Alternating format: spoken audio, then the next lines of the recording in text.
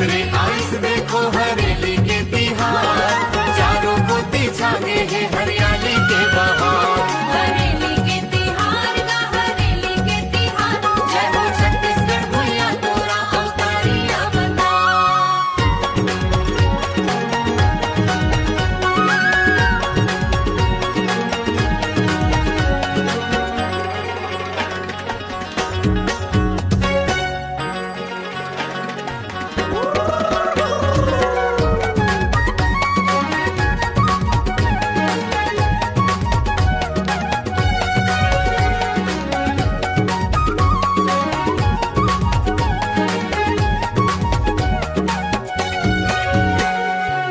भरी भदई के महीना है, सावन के फुहार, किसान भाई मन करत हैं भेंडी के सिंगार।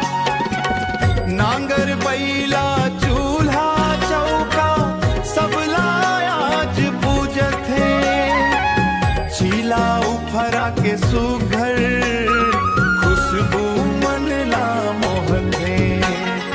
आइस रे आइस देखो हरेली के तिहार, चारों को छागे है हरियाली के बहार।